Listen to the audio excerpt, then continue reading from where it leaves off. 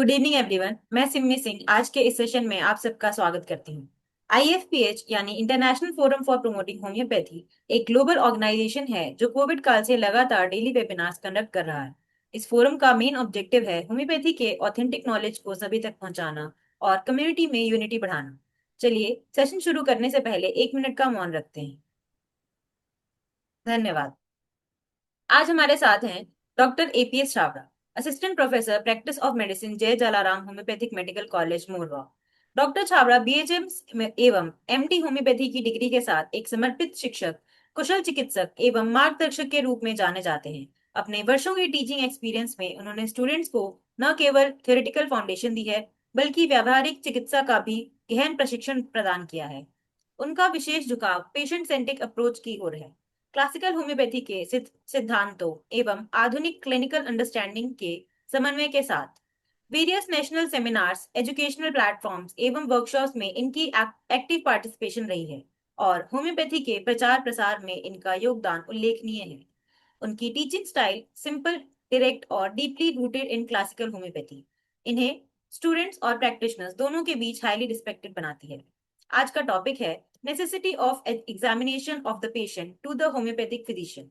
Hahnemann ने Organon में clearly कहा है कि फिजिशियन का प्राइमरी ड्यूटी है पेशेंट को ऑब्जर्व करना और एग्जामिन करना। लेकिन क्या आज की बिजी प्रैक्टिस में हम इतनी गंभीरता से इसे ले पाते हैं जितना लेना चाहिए?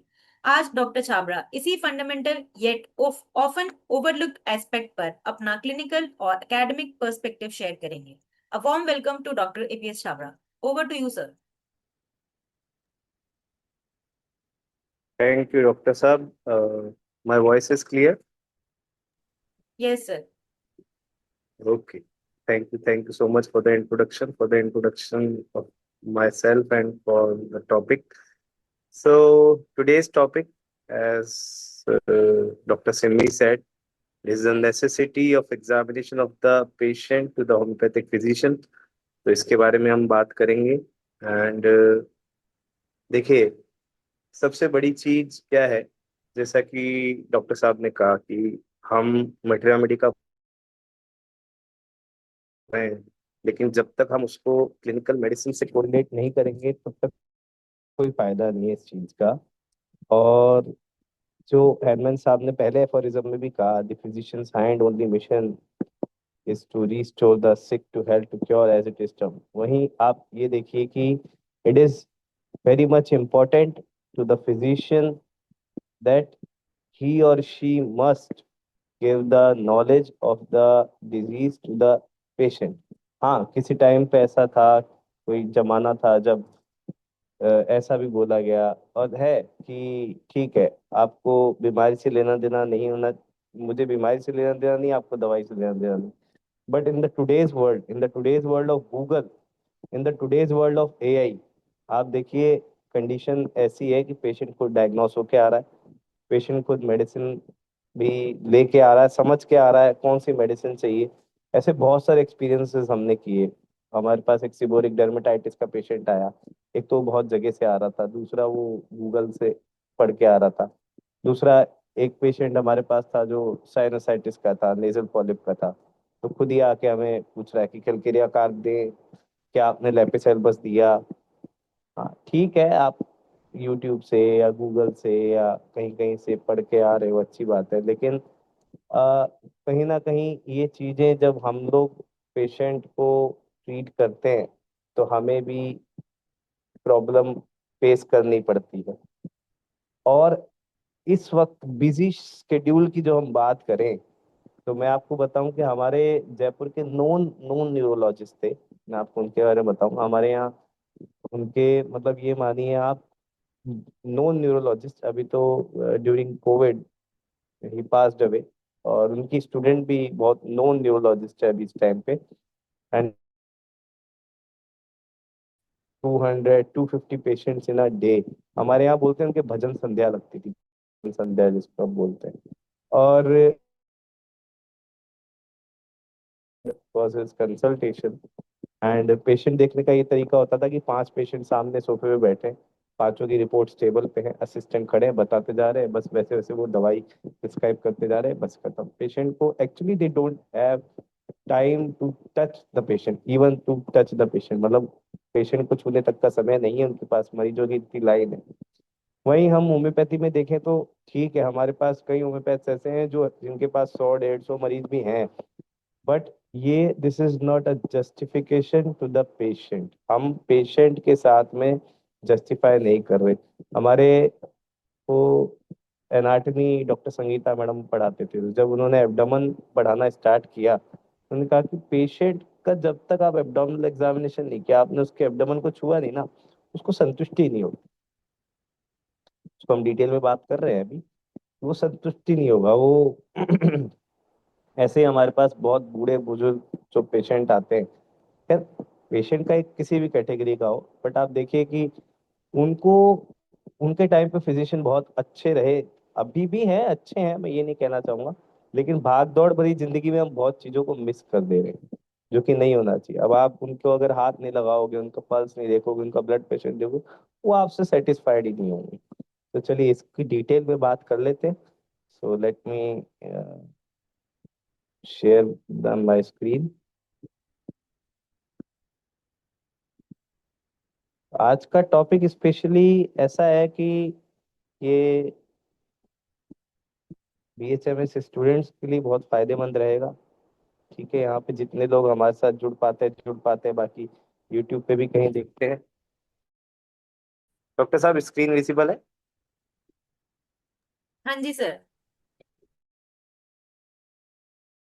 तो ठीक है, जितने लोग हमारे पास यहाँ जुड़ पाते हैं इट्स ओके, बट यूट्यूब पे अवेलेबल रहता है, तो आई थिंक कि वहाँ से बहुत बच्चे या बहुत एकेडमिशियंस, प्रोफेशनल्स बहुत वहाँ से लाभ ले सकते होंगे, ले पाते होंगे। तो चलिए आज का टॉपिक शुरू करते हैं। As the topic says, necessity of examination of the patient to the homeopathic physician। पहले सबसे पहले मैं आपको बताऊं कि ये मेरा प्रेजेंटेशन आज का नहीं है, ये बरसों पहले बनाया हुआ है, और मैं इसको और प्लेटफॉर्म्स पे भी ले चुका हूँ। हालांकि इसको देने का मतलब ये था कि ये क्यों ये प्रेजेंटेशन बनाया मैंने, तो मुझे याद है जब हम पढ़ा करते थे तो हमारे पास कैटेगरी ऑफ टीचर्स थे। No doubt our teachers were very good, हमने जो भी उनसे सीखा ना, it was we are blessed to have them, but somehow कुछ और उनमें भी हम सुनते थे कि कुछ और पुराने वाले, हमारे टाइम पे तो फिर भी बहुत सही हो गया था, बट कुछ पुराने वाले तो देवर लाइक कि पेशेंट को ठीक है, आप सिम्टम्स पूछो, आपको सिम्टम से देना देना है। ऐसे ही मैंने और भी जगह से सुना, यार तुम बीपी क्यों लेते हो, तुम्हारे को तो सिम्टम से मतलब है। अरे यार, बीपी क्यों लेते हो? आप उठाओ मटेरिया मेडिक का, बीपी क्यों ले रहे हैं हम?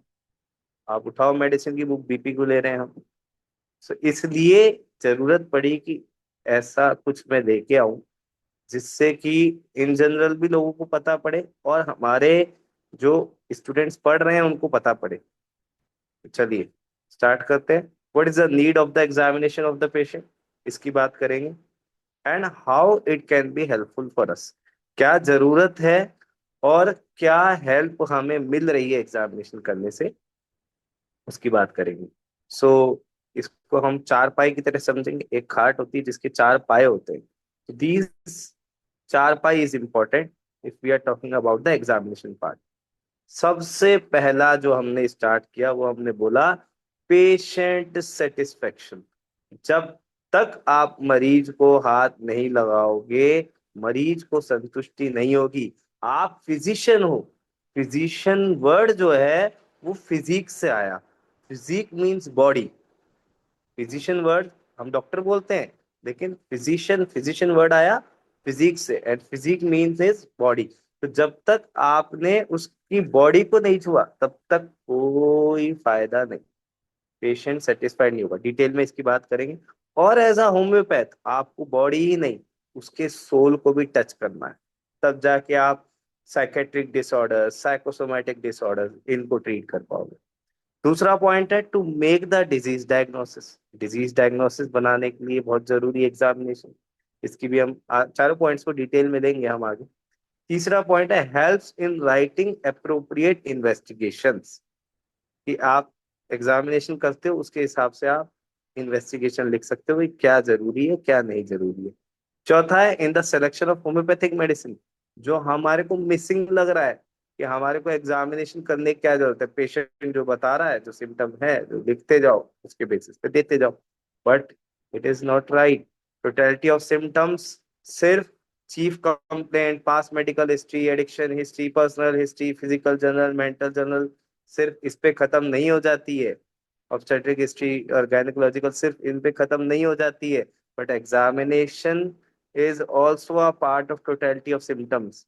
मैं आपको सही बता रहा हूँ, there are many teachers of organon and they are not teaching at all that examination is also a part of totality of symptoms, and you find something different, something PQRS, which helps you in the prescription. Okay, let's move forward. So first point is patient satisfaction. As a physician, we must do all the required examinations. हमारे पास बैठते हैं हम, जब OPD में बैठते हैं, Monday आए हैं ओपीडी 9 to 12, हमारे पास इंटर्न्स बैठते हैं, हमारे पास फाइनल ईयर के स्टूडेंट्स की क्लिनिकल ड्यूटी होती है, वो आते हैं। थर्ड ईयर के स्टूडेंट्स की क्लिनिकल ड्यूटी होती है, सेकेंड ईयर की क्लिनिकल ड्यूटी होती है। आ जाओगे, अरे मरीज देखना है आपको, क्या करने आए हो? कॉलेज की एक ड्रेस है वो पहन के आ गए हम, लेकिन आपके हथियार कहाँ हैं? What about the stethoscope? What about the torch, hammer? You don't have a wristwatch. You don't have a pencil torch. You don't have a Spigmo. आपके पास कुछ है ही नहीं। आपके पास ट्यूनिंग फॉर्क नहीं है, आप कैसे एग्जामिन करोगे? So must use our tools like stethoscope, torch, hammer. We must measure blood pressure of the patient. Whenever we skip these things, patient feels that there is something lacking. अरे वो doctor साहब ने तो हमें हाथ ही नहीं लगाया, अरे वो डॉक्टर साहब ने तो हमें देखा ही नहीं। देखा तो क्या देखा, जब हमने मरीज को हाथ ही नहीं लगाया था, जब हमने उसकी पल्स। आजकल एक और थोड़ा सा ये मैं आपसे इशू है, ये लिटरली एक इशू है कि पल्स ऑक्सीमीटर आ गया है, पेशेंट का उंगली पकड़ो और लगा दो। अरे this is really really wrong. We are going in very wrong direction. Having technology that doesn't means, मैं हमेशा एक चीज कहता हूं कि human intelligence is always always above artificial intelligence. मैं आपको एक बहुत छोटा सा मेरा लाइफ एग्जांपल आपको दे रहा हूँ। In 2024 November, I was there in Mumbai for CBDC training. CBDC training के लिए मैं गया था।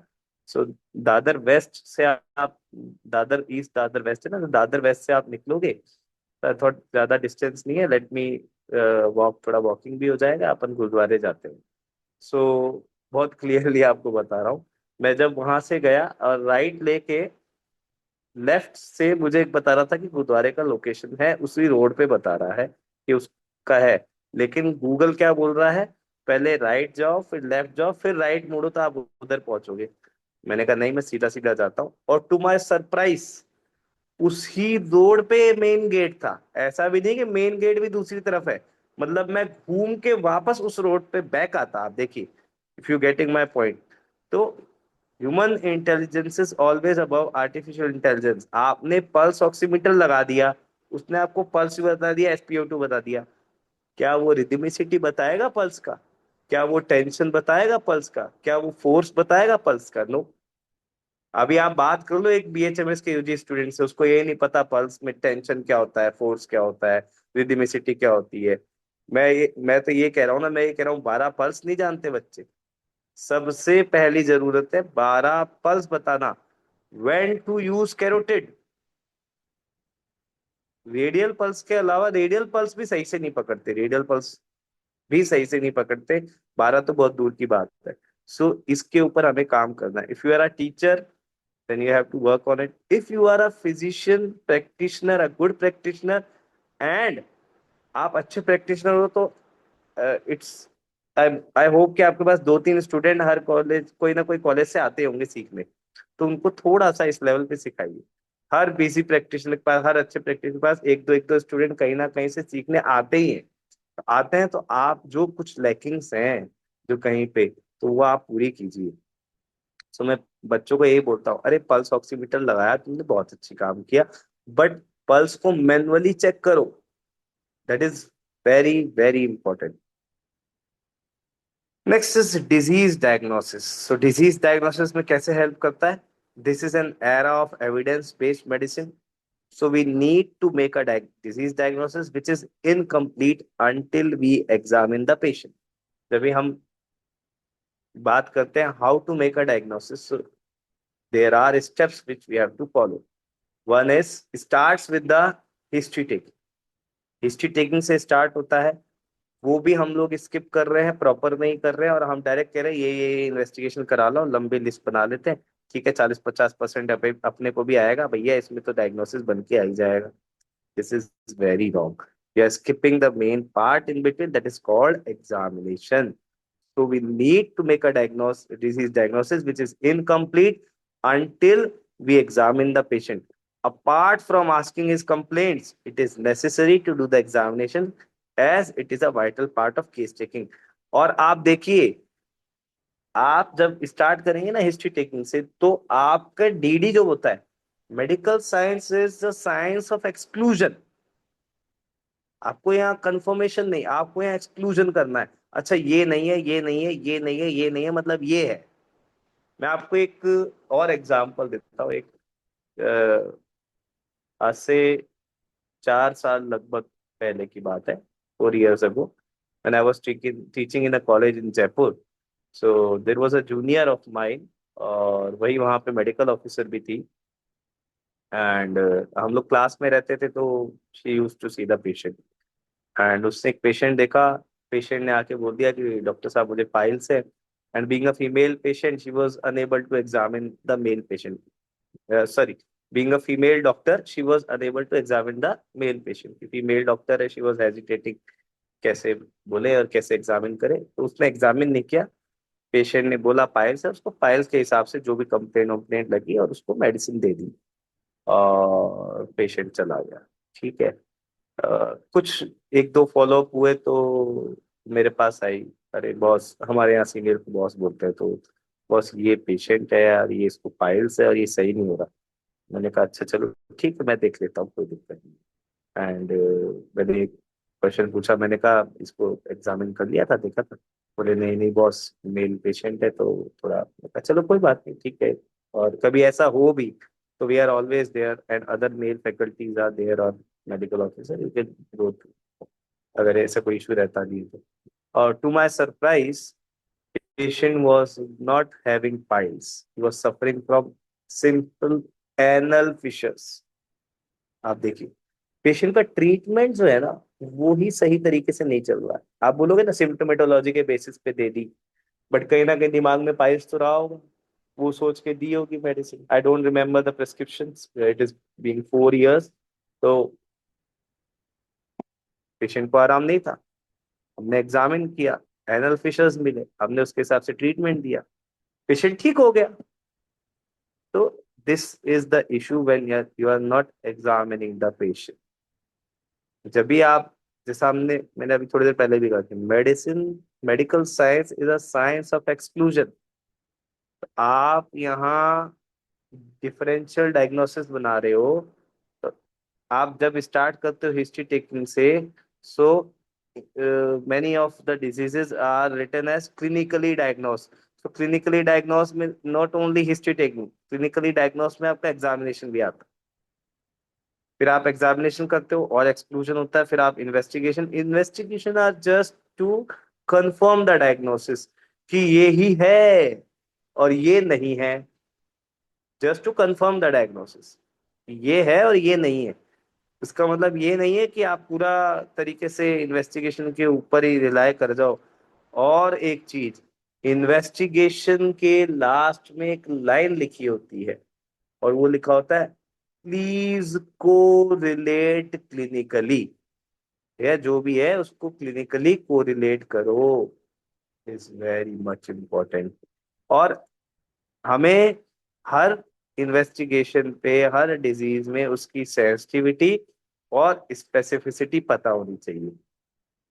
फॉर एग्जाम्पल, हम इन जनरल अगर यूजी स्टूडेंट को, ये हमारे ऊपर भी फॉल्ट है कि हम लोग जब यूजी स्टूडेंट को, जो मैं अब धीरे धीरे मिटा रहा हूँ कि ये फॉल्ट रहा किसी जमाने में, फॉर एग्जाम्पल कि पीएसए कराया, प्रोस्टेट स्पेसिफिक एंटीजन कराया, तो भैया कराया, पॉजिटिव आ रहा है, तो हम क्या बोल रहे हैं, प्रोस्टेट कैंसर है। लेकिन आप ये समझो कि there are cases prostate cancer नहीं है और पीएसए बढ़ा हुआ है। There are cases prostate cancer है और पीएसए नहीं बढ़ा हुआ है। देर आर केसेस जहां पे simply prostatitis and BPH are also raising PSA. So it is not 100% specific कि पीएसए बढ़ा हुआ है और मतलब कि प्रोस्टेट कैंसर है। The final diagnosis will be made only and only on the biopsy. Okay. So physical examination of the patient is divided into general and systemic examination. General और systemic में हम उसको क्लासिफाई करते हैं। ये दीजिए general की ये लिस्ट जो हमारे पास है, ये हमें हर पेशेंट में देखना है। Consciousness of the patient, patient conscious है या नहीं है, हाइट वेट कितना है, और हाइट वेट निकालोगे तो आप बीएमआई निकालोगे। पेलर है क्या, अच्छा पेलर और आई के एग्जामिनेशन में आप देखिए, आई के एग्जामिनेशन में ही बहुत सारे डायग्नोसिस बन जाते हैं।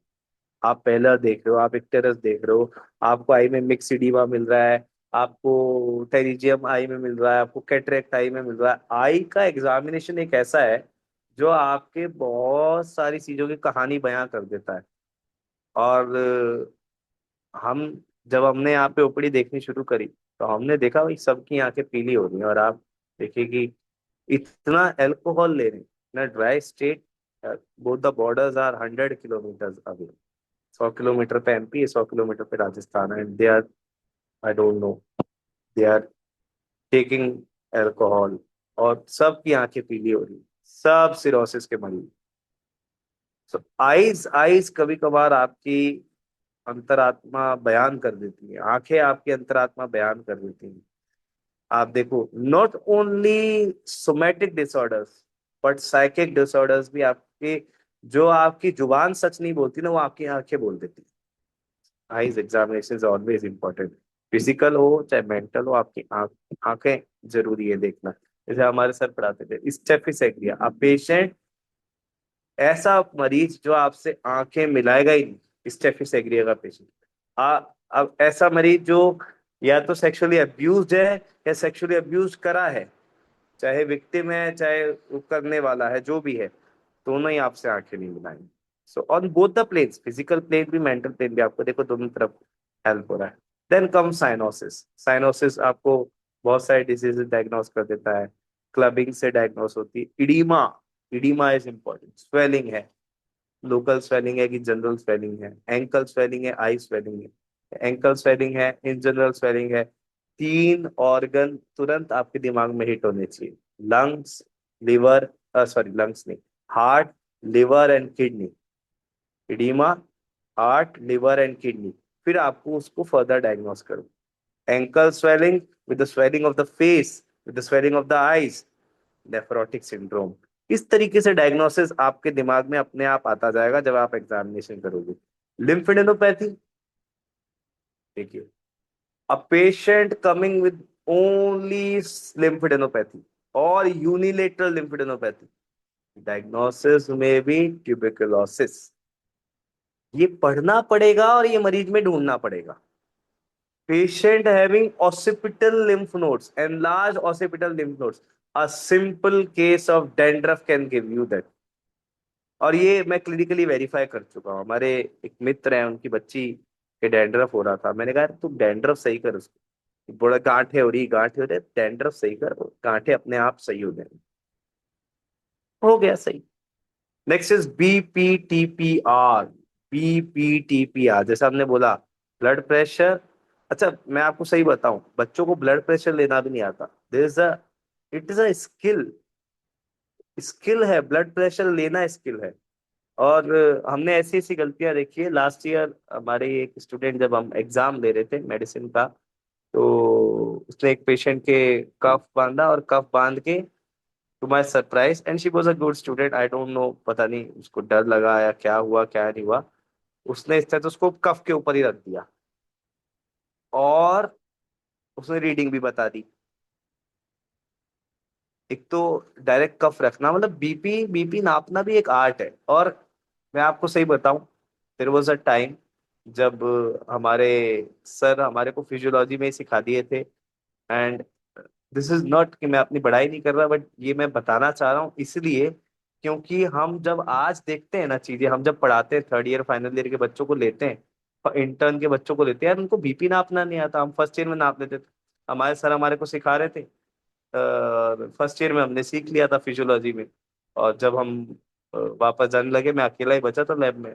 हमारे एक ऑफिस में एडमिन स्टाफ में थे, वो आए तो उनका बीपी भी बढ़ा रहता था, अच्छी बॉडी थी उनकी। तो वो आए तो वो सर से बोले, अरे डॉक्टर साहब मेरा बीपी नाप दो। तो बोले इसको ये लड़का नाप देगा। मैंने कहा अरे यार डॉक्टर साहब क्या बातें कर रहे हो, फर्स्ट ईयर का लड़का ये क्या नाप देगा। अरे बोले आप नापाओ तो सर ये नाप देगा। सो हम लोग फर्स्ट ईयर में इतने, मैं आपको बताऊं कि निपुण हो जाते थे उस चीज में। अभी पता नहीं थर्ड ईयर फाइनल ईयर के बच्चों को नहीं आता है, इंटर्न के बच्चों को नहीं आता है। पेशेंट ने सिंपल शर्ट पहनी हुई, वो ऊपर नहीं कराई जा रही है आपसे, स्वेटर के ऊपर आप बीपी ले रहे हो। आप डायरेक्ट इस तरह रख देते हो, बीपी लेना शुरू कर देते हो। अरे it's an it's a skill. आपको भी स्टेट लगाना नहीं आता, आपको बीपी इंस्ट्रूमेंट यूज करना नहीं आता, and this is very pathetic. हम लोग अपने लेवल पे जितना कर सकते हैं we are doing, but not everywhere we can do. ये हम सबका काम है, हम सब सीनियर्स जितने भी हैं, आइदर वी आर टीचर्स और प्रोफेशनल्स, और हमारे पास स्टूडेंट आ रहे थे, ये हम सबको मिलके करना है। देन पल्स, जैसा कि हमने बात करी कि पल्स को मैनुअली लेना बहुत जरूरी है। आजकल पल्स ऑक्सीमीटर आ गए। और डॉक्टर साहब आवाज आ रही है? हाँ जी सर, आ रही है, अब आ रही है। ओके ओके, बीच में फोन कॉल आ गया था। ओके। सो हाँ, मैं यही कह रहा था कि कोविड ने पल्स ऑक्सीमीटर घर घर में खरीदवा दिए। वो भी नहीं होते जब हमने पल्स ऑक्सीमीटर का नाम भी नहीं सुना था, वो धीरे धीरे पल्स ऑक्सीमीटर आने लगे। बट ठीक है, पल्स ऑक्सीमीटर से नाप लो आप, लेकिन उसको मैनुअली तो चेक करोगे ना। ना नेक्स्ट इज रेस्पिरेटरी टेम्परेचर। और टेम्परेचर नहीं चेक करते हैं, लिख के ले आएंगे A F A F A F A F A F. अरे फिक्स कर दिया आपने, फिक्स लिखा है 98.6, फिक्स लिख के आ जाएंगे। How? I don't no. So examination, next is examination of tongue, skin and yes nails, यहाँ मैं मिस कर गया। आप देखिए नाखून बहुत कहानी बोल जाते हैं, बहुत कहानी बोलते हैं आपके नाखून। मरीज के नाखून आपको इतनी डिजीजेस की कहानी बता देते हैं। और इसीलिए एनसीएच ने जब कुछ चार्ट्स निकाले तो उसमें डाला कि एग्जामिनेशन ऑफ नेल पे आप जरूर बनाओ, एग्जामिनेशन ऑफ स्किन पे आप जरूर बनाओ, एग्जामिनेशन ऑफ टंग पे आप जरूर बनाओ। ये पेशेंट के बहुत सारे डिजीजेस को बयान करते हैं। This should be done in each and every patient. Her patient में आपको ये देखना है, ठीक है। Symptoms of the patient guide us to the specific systemic examination we should do. For example, a patient with pain abdomen should have a thorough abdominal exam. General हमारे को सब में करना है, सिस्टमिक का एक थोड़ा सा है कि सिस्टमिक इज टाइम टेकिंग। जब आप नर्वस सिस्टम का एग्जामिनेशन करोगे, रेस्पिरेटरी हो गया, एब्डोमिनल हो गया, कार्डियोवैस्कुलर हो गया। सो जनरली जो पेशेंट आईपीडी में होते हैं तो उनका आपको पूरा एग्जामिनेशन करना ही होता है। बट इन केस की पेशेंट आपके पास आया है, ओपीडी में है और डे केयर भी नहीं है, तो फिर आपको you go by the symptomatology. अगर रेस्पिरेटरी से रिलेटेड बोल रहा है तो रेस्पिरेटरी एग्जामिनेशन करो, आप एब्डोमिनल से बोल रहे हैं एब्डोमिनल एग्जामिनेशन करो। वहां पे भी एक there is a big big issue कि रेस्पिरेटरी में हम लोग भी ये गलती बहुत कर रहे हैं कि we are directly going to the auscultation, whether we can go through inspection, palpation, percussion और auscultation। एब्डोमिनल एग्जामिनेशन में भी हम लोग ढंग से एग्जामिन नहीं कर रहे, but we should examine the patients. Okay. Next is to advise appropriate investigations. So, baking diagnosis is a stepwise process which starts from the case history, then examination, and finally confirming it by investigations. जैसा हमने starting में बात करी कि history taking करो, case आपने लिया, उसके बाद एग्जामिनेशन करो, फिर इन्वेस्टिगेशन लिखो। तो so examination leads to confirm diagnosis, और in cases suggesting provisional diagnosis helps us to think of the appropriate investigations which can confirm the final diagnosis. भाई आपने एग्जामिन किया, पेशेंट में आपको पेलर लग रहा है, आपने सीबीसी कराई। पेशेंट में आपको एक्टर्स लग रहा है, आपने एलएफटी कराई। तो आपको लग रहा है कि हाँ भाई वीजिंग वगैरह आ रही है, विस्लिंग साउंड आ रहा है, रोंका आ रहा है, तो आपने चेस्ट एक्सरे कराया, आपने सीटी कराया, ठीक है। पेट में आपको लग रहा है, एब्डोमिनल एग्जामिनेशन आपने किया, आपको कुछ इशू लग रहा है तो आपने सोनोग्राफी कराई। सो दिस लाइक दिस कि आपको लग रहा है कि हाँ भाई इशू है जिस लेवल पे, तो आप उसके हिसाब से इन्वेस्टिगेशन पेशेंट को लिखोगे। अननेसेसरली एक समझदारी की बात नहीं है, जैसा मैंने स्टार्टिंग में कहा, यू आर गेटिंग 40 और 50%, this is a very different topic. Okay, for example in case we find pallor and koilonychia. So koilonychia I hope पता हो, koilonychia is a spoon shaped nails, and koilonychia is specific to a diagnosis that is called iron deficiency anemia. Specific. Thus, in this case, we can confirm our diagnosis advising patients CBC, PBF and iron profile. So आपको लग रहा है पेलर आपको मिला है, spoon shape nails मिले, कोइलोनाइकिया मिला है, तो आपको आयरन डेफिशिएंसी एनीमिया है। Just we have to confirm. आप सीबीसी कराओगे, सीबीसी में आपको हीमोग्लोबिन कम मिलेगा, एमसीवी कम मिलेगा, एमसीएच एमसीएच से कम मिलेगा, पीबीएफ कराओगे वहां पे आपको टारगेट सेल्स मिल रहे हैं, वहां पे आपको एनासोसाइटोसिस पोइकिलोसाइटोसिस मिल रहा है। देन आयरन प्रोफाइल, जिसमें सीरम फेरिटिन आप कराते हो, serum ferritin is, it is a sole indication. अगर सीरम फेरिटिन कम है तो it is a sole indication that the patient is suffering from iron deficiency anemia. Iron deficiency anemia develops in the stages. जब हम iron deficiency anaemia की बात करते हैं, तो अगर इनिशियली हमारे पास पेशेंट आएगा तो उसमें ना आपको हीमोग्लोबिन कम मिलेगा ना कुछ कम मिलेगा, क्योंकि आयरन की डेफिशिएंसी है। But body already have that much stored iron कि वो आपके एक समय तक की जो कमी है उसको पूरा कर रहा है। उसके बाद में सेकेंड स्टेज में क्या होता है कि हीमोग्लोबिन कम होगा, सिर्फ अभी आयरन कम हुआ है बट उतना नहीं कि उसको आपको लो करना दिखना शुरू हो। तो सेकंड स्टेज पे सिर्फ हीमोग्लोबिन कम मिलेगा।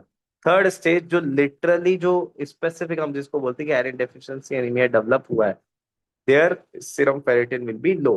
जो स्टोर्ड आयरन है वो कम हो जाएगा, तो सीरम फेरिटिन कम होगा, ट्रांसफेरेंस सेचुरेशन बढ़ जाएगा, कैपेसिटी बढ़ जाएगी। तो ये सब आपको देखने को मिलेगा। तो आपको पहले कोइलोनाइकिया को आप समझोगे तो सही कि कोइलोनाइकिया क्या है, आप उसको पहचान सकोगे, आप उसको एग्जामिन करोगे, तभी ना इन्वेस्टिगेशन लिखोगे। आपको पता ही नहीं है कोइलोनाइकिया क्या है, आपने नेल्स तो देखे नहीं, आपने पूछ लिया हाँ भाई सांस लेने में दिक्कत हो रही है, बहुत बढ़िया बात है, अच्छा कितने, ओहो 15 सीटी चढ़ तो सांस लेने में दिक्कत हो जाती है, अच्छा अच्छा उठते हो बाहें फैलाते हो अच्छा लगता है, चलो चलो चलो मेडिसिन दे दो, अरे नहीं नहीं, तो डायग्नोसिस बनाइए। अब अगर आप आयरन डेफिशिएंसी एनीमिया का डायग्नोसिस नहीं बनाओगे और आप सिर्फ मेडिसिन दोगे, आप कहोगे भाई इस पेशेंट को तो आरसेल दो खत्म करो, अरे लेकिन आयरन डेफिशिएंसी एनीमिया है तो आयरन डाइट तो देनी पड़ेगी। आप देखिए, iron deficiency anaemia is the most common nutrition disorder in India, and females में सबसे ज्यादा कॉमन है, specially in the rural females. Diet का ध्यान ही नहीं रख रही फीमेल्स, तो ध्यान रखती रखती उनके हस्बैंड भी उनका ध्यान नहीं रखते। एंड ये मैं आपको बोल रहा हूँ, और ये मैंने बहुत करीब से देखा है, क्योंकि हमने अर्बन में प्रैक्टिस किया और हमने रूरल में प्रैक्टिस किया, तो ये बहुत क्लोज ऑब्जर्वेशन है कि फीमेल तो अपना ध्यान नहीं रखती है। फीमेल तो हमारे हमारे राजस्थान साइड तो हम देखते थे 12-12 बजे तो वो खाना खाने बैठती थी, सुबह 4 बजे उठ जाती थी, 8 घंटे के बाद में आप खाना खा रहे हो, तो अनीमिया भी डेवलप होगा और हेडेक भी होगा, ऑब्वियस सी बात है, पेट तो खाना मांगेगा। So, ऊपर से ऊपर उनके हस्बैंड भी उनके ऊपर ध्यान नहीं देते। ठीक है खाना खा रही है तो खा रही, घर का काम हो रहा है ना, बच्चा संभाल ले रही है ना, खेती बाड़ी देख ले रही है ना, बस ठीक है, उनके लिए उतना ही काफी है। तो हम लिटरली मैं तो समझाता था, मैं बोलता था कि देखो भाई ये आपकी बीनड़ी है, हमारे यहाँ बीनड़ी बोलते हैं भाई, तो ये खाना खाए नहीं खाए ये आपका भी ध्यान देना जरूरी है। कहीं तो वापस उसी पे ब्लेम डाल देते हैं, हम तो लाके देते थे खाती नहीं है, अरे खिलाओ, लाके देते खाती नहीं ऐसे नहीं चलता, उसको खिलाना पड़ेगा तब खाएगी वो बेचारी काम में अपनी चीजों में इतनी उलझी रहती, कहाँ से खाएगी, ध्यान खुद का कैसे रखे। ठीक है, चलिए next, last and the most important, homeopathic physician, selection of the homeopathic medicine, homeopathic medicine का सिलेक्शन। अब इसके लिए आपको मटेरिया मेडिका अच्छे से आनी चाहिए, और अच्छी ही नहीं, आपको मटेरिया मेडिका को क्लिनिकल मेडिसिन से कोरिलेट करना आना चाहिए। अगर आपको नहीं आता ना, तो दिक्कत है। जब मैं प्रैक्टिस ऑफ मेडिसिन पढ़ाता हूँ तो बच्चों को बोलता हूँ कि एनाटमी, ग्रेज एनाटमी आप पढ़ो तो ग्रेज एनाटमी के इंट्रोडक्शन की पहली लाइन ये लिखी है, sorry, anatomy is the key to practice of medicine. और आप देखो, हमारे मेडिसिन में लिखा हुआ है ना कि राइट लंग का अपर लोब अफेक्टेड है, cardiac end of stomach affected है। तो कार्डियक एंड ऑफ स्टमक आपको क्या पता, आपने एनाटमी नहीं पढ़ी, आपको लोकेशन नहीं पता, आपको सरफेस मार्किंग नहीं पता। सरफेस एनाटमी बहुत इंपॉर्टेंट है, आपको पता ही नहीं है, मरीज हाथ लगा के बता रहा है, आपको पता ही नहीं क्या हाइपोकॉन्ड्रियम है क्या हाइपोगैस्ट्रियम है। या हमारे बच्चे तो दो दो हाइपोगैस्ट्रियम बता देते हैं। हाँ, हाइपरकॉन्ड्रियम बताते हैं, आप देखिए, राइट हाइपोकॉन्ड्रियम हो गया, लेफ्ट हाइपरकॉन्ड्रियम हो गया, ऊपर हाइपरकॉन्ड्रियम लिख देते हैं, नीचे हाइपोकॉन्ड्रियम लिख देते हैं। कमी कहीं ना कहीं हमारे में भी है।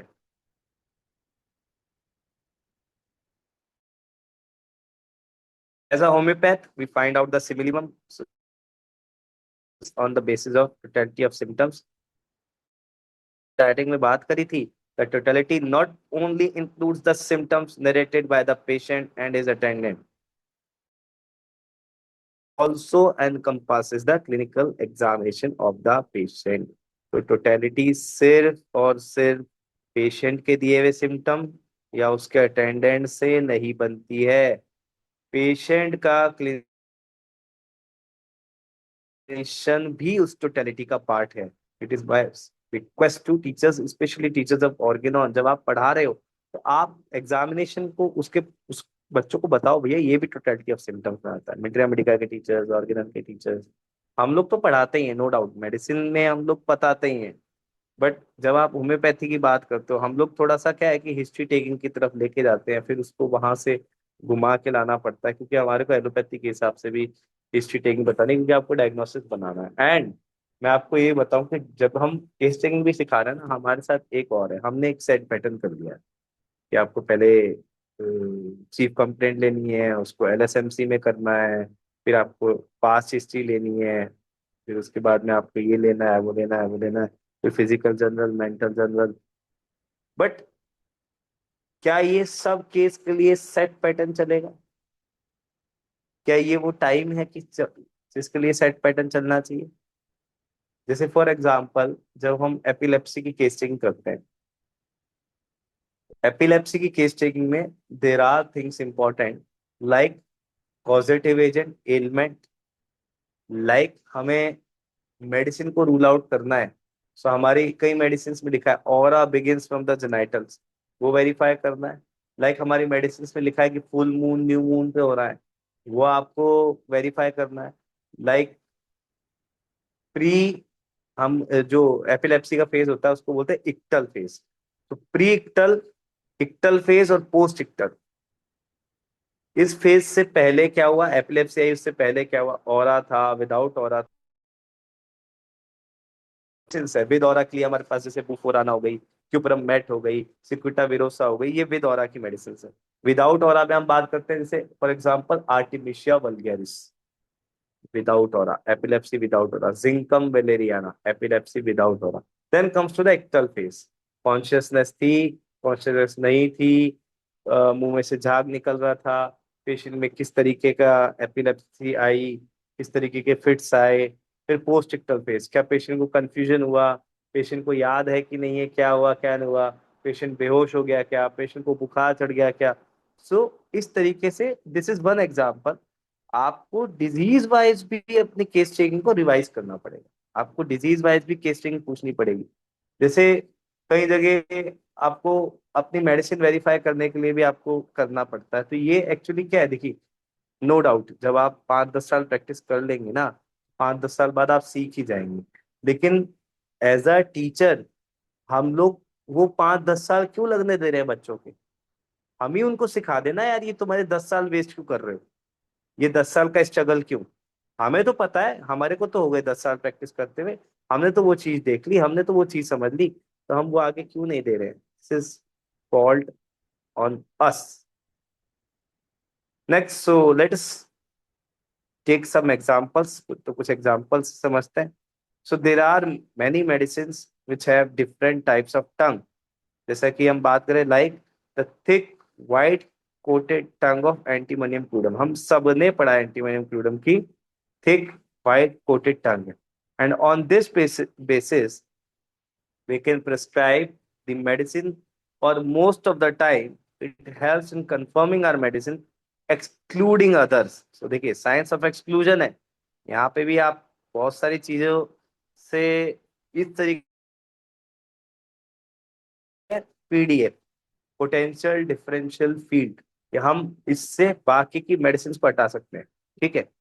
It helps in confirming our medicine, excluding others, and for this, we have to ask the patient to open his mouth and then we should examine the tongue. तो जब तक हम पेशेंट को बोलेंगे नहीं कि भाई अपनी जीभ दिखाओ, तब तक हम नहीं उसको मेडिसिन प्रिस्क्राइब नहीं कर पाएंगे। So this is just photograph, इसमें आप देख सकते हो थिक वाइट कोटेड टंग है। ये this is a specific anti improve टंग।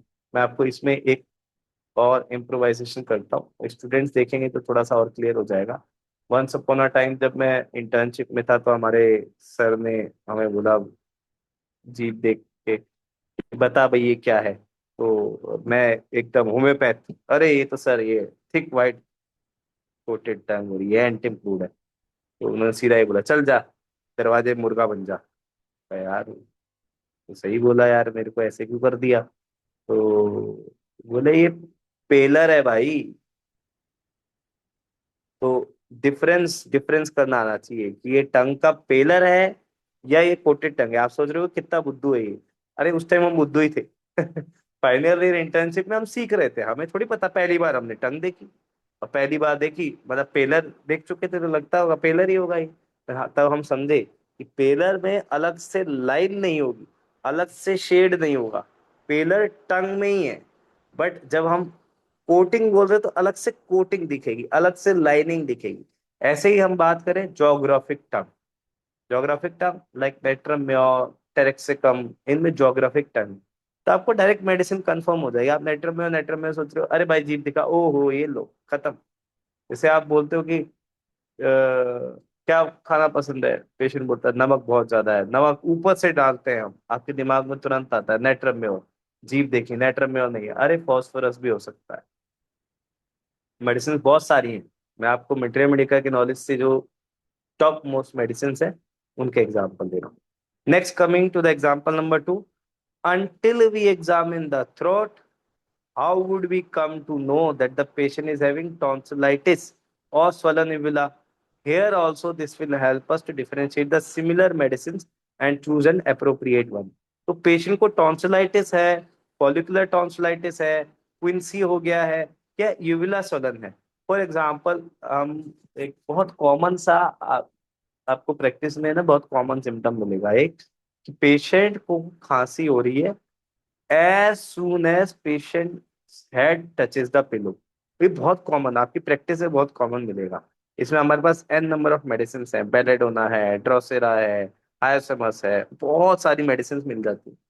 लेकिन आपको एक बहुत पर्टिकुलर एक स्पेसिफिक चीज मैं बताता हूँ। आप एक बार मरीज को बोल देना कि वो अपना आ करो।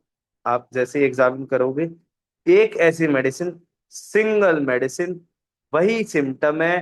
पेशेंट का हेड जैसे ही पेशेंट टच करता है पिलो पे, जैसे ही लेटने जाता है तो उसको खांसी शुरू हो जाती है। आप जैसे एग्जामिन करोगे, स्वला निबुला मिलेगा, क्योंकि इविला की स्वेलिंग है, इलोंगेटेड इविला है, स्वला निबुला है। वो जैसे ही पेशेंट लेटता है, बच्चा लेटता है, उसके जो युवला है वो टच करता है, और टच करते ही इरिटेशन होता है। क्योंकि वो पेशेंट आपको नहीं बता पाएगा कि मेरे को ऐसे कुछ इरिटेशन हो रहा है। आप एग्जामिन करोगे तो आपको मिलेगा, यार ये नॉर्मल युवला नहीं है, ये थोड़ा सा लंबा हो रहा है, ये स्वेलिंग हो रही है, इसकी वजह से हो रहा है, ये पेशेंट हायासेमस का। एक बार में आप पहचान जाओगे, सिंगल मेडिसिन है, किसी में नहीं मिलेगा। ठीक है। So this is point of examination. Next, example number 3, and this is the last example actually. There are many medicines in which reflexes are mentioned. हमने कहा ना स्टार्टिंग में, अरे बच्चे आ रहे हैं, मुंह उठा के चले जाएंगे, कॉलेज की ड्रेस है तो ड्रेस भी खैर पूरी नहीं पहनते, तो चलो आ रहे हैं जैसे भी, ठीक है, लेकिन हथियार तो लाओ। स्टेथोस्कोप कहाँ है आपका, आपका टॉर्च कहाँ है, आपका हैमर कहाँ है, आपका ट्यूनिंग फॉर्क कहाँ है, आपकी रिस्ट वॉच कहाँ है।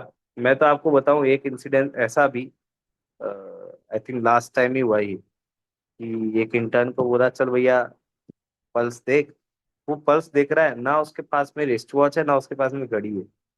मैंने कहा भाई तेरे पास तो घड़ी भी नहीं।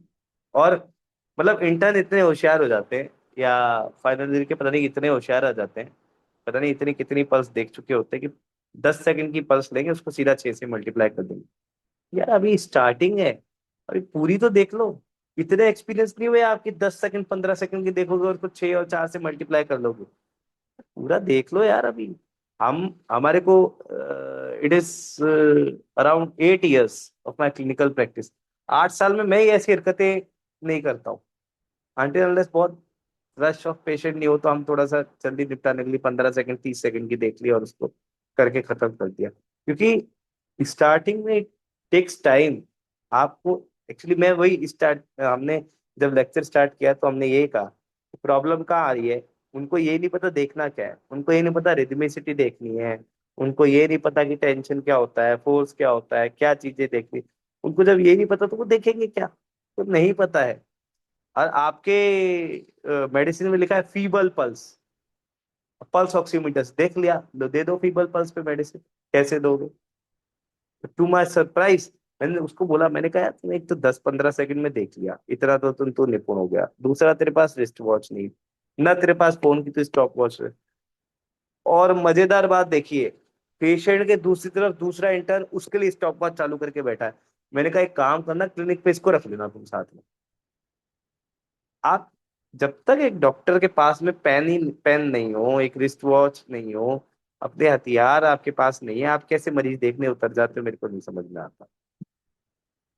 सो reflexes again, it is very much important आपको। जैसा हमने बात करा कि सिस्टमिक एग्जामिनेशन, नर्वस एग्जामिनेशन करोगे, रिफ्लेक्सेस में superficial reflexes and DTRs, deep tendon reflexes, बहुत सारी मेडिसिन में लिखा है। Like in lathyrus sativus, lathyrus sativus एक बहुत कॉमन पॉइजन है।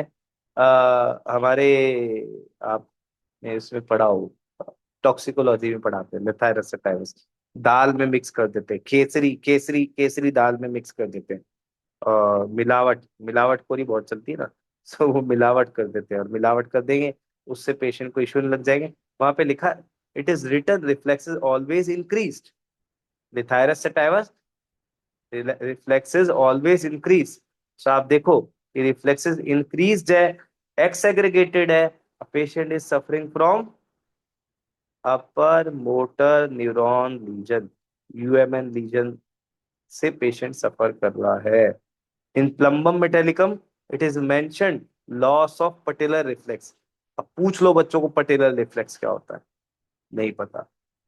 पटेलर और बबिन्स की रिफ्लेक्स क्या होता है, कैसे लेते हैं, पॉजिटिव क्या है, नेगेटिव क्या है, किसमें कब नेगेटिव मिलेगा, किसमें क्या चीज पॉजिटिव है क्या नहीं।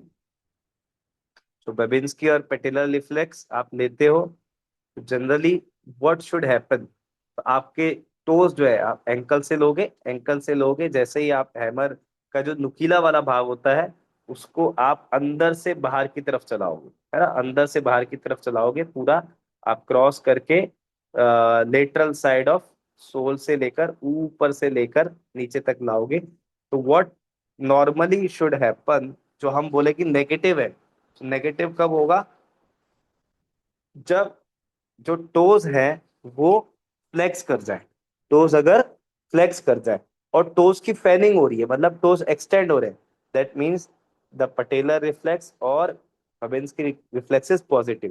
जैसा लिखा है प्लम्बम मेटालिकम में, it is mention loss of patellar reflex. Loss of patellar reflex मतलब वो जो फ्लेक्शन होना चाहिए वो नहीं हुआ।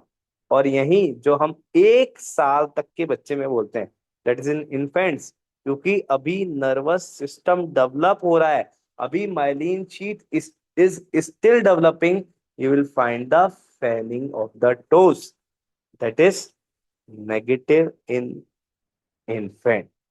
ये जब तक हमें नहीं पता है, हम डायग्नोसिस नहीं बना पाएंगे, हम मेडिसिन नहीं ढूंढ पाएंगे. So plumbum metallicum, it is mentioned loss of patellar reflex. So until and unless we do not use our hammer and check the reflexes, how will we get the following findings which can help us in the selection of homeopathic medicine? So that's all from my side. Thank you so much. I hope I am clear. So this is all about today's presentation. ठीक है doctor साहब, किसी की कुछ query वगैरह हो तो हम वो ले सकते हैं. यहाँ पे मैं फिनिश करता हूँ. Okay.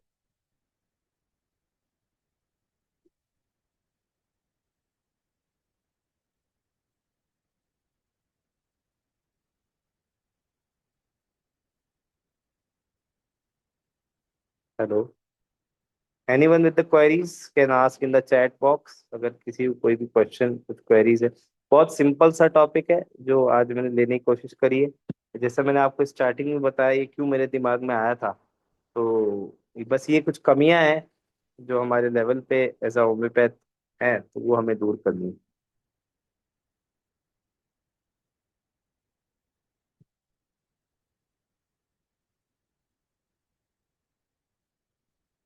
One message is there in the chat box. Thank you for great session, sir. Dr. Kansha. Welcome, welcome, Dr. साहब. I hope I am clear with the things. मैंने ये बहुत सोच समझ के एक एक पॉइंट को कवर करने की कोशिश करी है. सर फीबल पल्स कैसे समझेंगे? Very nice session sir. देखिए Sarika Singh, okay. Feeble pulse कैसे समझोगे? देखो, एबनॉर्मल समझने के लिए ना नॉर्मल देखो. सबसे पहली चीज है नॉर्मल देखो. आप प्रैक्टिस कर रहे हो, आप स्टार्टिंग कैसे करोगे? आप किसी भी मरीज की पल्स छोड़ो मत, सबकी पल्स देखो, इररिस्पेक्टिव ऑफ कि पेशेंट हार्ट का है या पेशेंट हाइपरटेंशन का है या नहीं है, उससे मतलब नहीं है. हर पेशेंट की पल्स देखो. जब हर पेशेंट की पल्स देखने लगोगे तो आपको अपने आप पता पड़ जाएगा कि जिस दिन आपके पास फीबल पल्स आएगी ना, फीबल मतलब हल्का, जैसे आप एक पाइप होता है, पाइप पाइप वो होता है ना, आप कूलर में पानी भरते हो, गर्मी का टाइम है तो एग्जाम्पल भी वही आ रहा है. तो कूलर का पानी भरते हो तो कैसे प्रेशर से आता है. अब जब वो प्रेशर से आ रहा है तो आप उसको टच करके देखो, तो आपको पता पड़ जाएगा. और आप उसको हल्का करना, फिर आप उसको टच करके देखना, वो फीबल पल्स आप समझ जाओगे. तो इसलिए मैं आपको कह रहा हूँ, जो पेशेंट आपके पास आ रहा है, इररिस्पेक्टिव कि वो उसको डिजीज है या नहीं है, उसको आप हर पेशेंट की आप पल्स देखो ही देखो, वो बहुत जरूरी है. ठीक है. Okay doctor Akanksha, could you please tell which book you refer for practitioners? देखिए मटेरिया मेडिका सब जानते हैं, तो मटेरिया मेडिका के मैं नहीं बोलूंगा. एक मिनट. हाँ, मटेरिया मेडिका का नेम मैं नहीं बताऊंगा, मटेरिया मेडिका की हम सब जानते हैं. मेन मैं आपको बताना चाहूंगा जो हमारे के लिए क्लिनिकली रिलेटेड है. So there are books like Hutchison. Hutchison clinical method is one of the best books a clinical medicine practitioner can ever have. और दूसरी बुक है पीजे मेहता. ये तो हमारे इंडियन राइटर ही है, पीजे मेहता.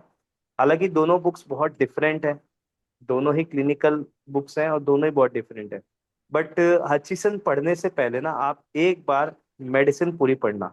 मतलब medicine means practice of medicine.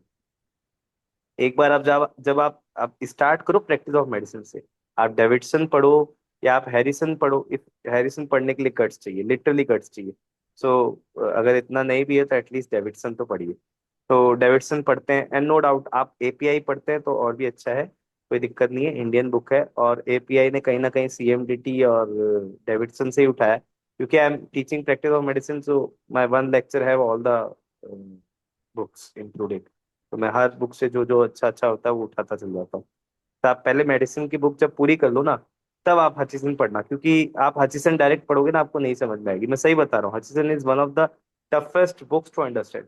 Very tough, it is not an easy task. लेकिन आप एक बार मेडिसिन पूरा कर लोगे ना, तो आपको हचिसन लगेगा यार ये कुछ नहीं है, और फिर आप रिलेट कर पाओगे.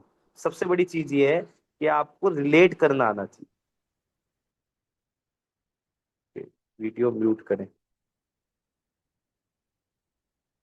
Thank you so much sir, आज का सेशन ट्रूली एक्सेप्शनल रहा। आपने जो कंसेप्ट्स एक्सप्लेन किए कि पेशेंट का प्रॉपर फिजिकल एग्जामिनेशन एक होम्योपैथिक फिजिशियन के लिए कितना इसेंशियल है, ये सिर्फ थ्योरी नहीं, ये एक्चुअली हमारी प्रैक्टिस की फाउंडेशन है। और आपने इसे इतने क्लियर और प्रैक्टिकल वे में प्रेजेंट किया कि हर पॉइंट जनरली रिलेटेबल था।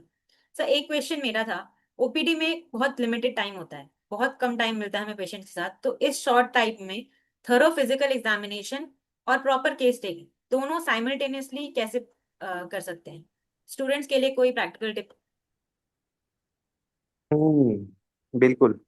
सो इसमें ना देखिए, ये इश्यूज कहाँ आते हैं मेनली, या तो आपके पास ओपीडी बहुत ज्यादा है, या आप कहीं कैंप ड्यूटीज में है ना। जैसे फॉर एग्जांपल कैंप ड्यूटीज में है, तो हमारे पास क्या होता है कि उस टाइम इतना टाइम नहीं होता, वहां आपको ना थेरापेटिक वाइज जाना पड़ेगा। वहां आप थेरापेटिकली देखो। फिजिकल एग्जामिनेशन आपको कैसे आप जल्दी कर पाओगे, आप कैसे जल्दी करोगे, जवाब वही है कि जब आप बहुत सारे पेशेंट देख लोगे तो आपको टाइम नहीं लगेगा। जैसे मैंने आपको एक एग्जांपल दिया था, what interns are doing, they are directly taking the pulse 10 second और 15 सेकेंड और हो गया। ये अभी नहीं करना है, ये आप जब बहुत सारे एन नंबर ऑफ पेशेंट देख लो ना, आप कम से कम 1000 2000 मरीज देख लो, उसके बाद आपके लिए 15 सेकेंड मोर देन इनफ है। 15 सेकेंड्स की पल्स लो, उसको मल्टीप्लाई बाय 4 करो, बिल्कुल टाइम नहीं लगता है। आप पूरा एग्जामिनेशन करोगे ना, जैसे हमने कहा पेलर देखो, इक्टेरस देखो, क्लबिंग देखो, साइनोसिस देखो, लिम्फेडेनोपैथी देखो। हालांकि लिम्फेडेनोपैथी को आप थोड़ा सा स्पेसिफिक कर सकते हो, लिम्फेडेनोपैथी को आप स्पेसिफिक करो कि जहाँ की इशू हो रहा है ना, वहाँ का आप देख लो, कोई दिक्कत वाली बात नहीं है। और फिर बीपीटीपीआर लो हाँ आप। हेलो। तो इसमें hello. Maximum two maximum 3 minute आपको लगेंगे, मैक्सिमम। बहुत ज्यादा बोल रहा हूँ मैं, 3 मिनट में आपका सब हो जाएगा। आपको ब्लड प्रेशर भी हड़बड़ में नहीं करना, आपको ब्लड प्रेशर भी आप मैक्सिमम 2 मिनट में पूरा अच्छे से ले सकते हो आप। हेलो। हाँ जी हेलो। सर। हाँ जी sir. Doctor SP sir, Chhabra sir, बहुत अच्छा जी बताए, कॉन्ग्रेचुलेशन। जी लेकिन sir. There are two thank you. Symptom, subjective and objective, है ना। तो जी ऑब्जर्व सर। हम करते हैं, ऑब्जर्व करते हैं कि जो है, चाहे आंख से करे, आंख को भी देख के बता सकते हैं, हेयर को भी देख के बता सकते हैं, नेल को भी देख के बता सकते हैं। जैसे pale tongue and pale nail, anaemia, है ना, जी जी डायरेक्शन सर। की ओर जाएगा। Yellow tongue, yellow nails liver disorder की ओर जाएगा, है ना। तो इस तरह का hair fall and brittle nails thyroid depression में जाएगा, है ना। तो जी यह जी सब जी होता है। और बीपी भी हम देख सकते हैं, तो एक तरीका है बीपी नापने का। जो 70 बरस का या 60 बरस का बीपी हम कैसे नापेंगे, इसको एक्चुअल बीपी कितना होगा अकॉर्डिंग टू फिजियोलॉजी। जी जी जी। कितना हो सकता है सर? तो हम बता ये- दे रहे हैं ऐसे, हम बता दे रहे हैं सभी स्टूडेंट या जो भी डॉक्टर हैं, हमारा जो गुरु जो बताए हैं, एज, एज का आधा प्लस 100, यानी यदि 70 बरस है तो एज के आधा 35 और प्लस 100, 135 एक्चुअल सिस्टोलिक बीपी होगा, +- 10। यदि ज्यादा 10 प्लस माइनस ऊपर हो जाता है, तब समझेंगे कि यह जो है बाउंड्री लाइन पर है ना, सिस्टोलिक का। जो है डायस्टोलिक बीपी का नापने का जो तरीका है कि 2/3, यानी 135 आया, उसका 2/3 निकालते हैं, तो 2/3 निकालेंगे तो 90 आएगा। तो 45 दूनी 90, तो 90 जो है डायस्टोलिक बीपी जो है होगा, +- 10 बाउंड्री, समझे ना। तो यह जो है बहुत अच्छा आपने दिए, समझे। आंख को भी देख के बता सकते हैं। तो होम्योपैथिक में ऑब्जेक्टिव सिम्टम ऑब्जर्व करके हम जो है दवा का भी सिलेक्शन कर सकते हैं, बीमारी को भी देख सकते हैं, समझे। होस्ट वीडियो, वीडियो जो है हमारे यहाँ, वीडियो जो है होस्ट अथी किए हुए हैं। हाँ हेलो। हाँ जी हाँ, तो सर। छावड़ा साहब बहुत अच्छा आप बताए, समझे ना। पेल, जी सर। यानी आंख से भी हम आंख को भी देख सकते हैं, जैसे पेल, येलो टंग, तो हम जॉन्डिस का लक्षण जान सकते हैं। सर हमारा सेशन का टाइम खत्म हो हाँ गया ठीक है, है ठीक है, इंग्लिश बहुत सेशन बहुत का। धन्यवाद, बहुत बहुत धन्यवाद थैंक यू शावड़ा सर, थैंक साहब, यू फॉर द बहुत इनपुट अच्छा। सर। थैंक यू, थैंक घर घर यू, होम्योपैथी, घर थैंक घर you. Homeopathy. Thank you very much doctor APS Chavda.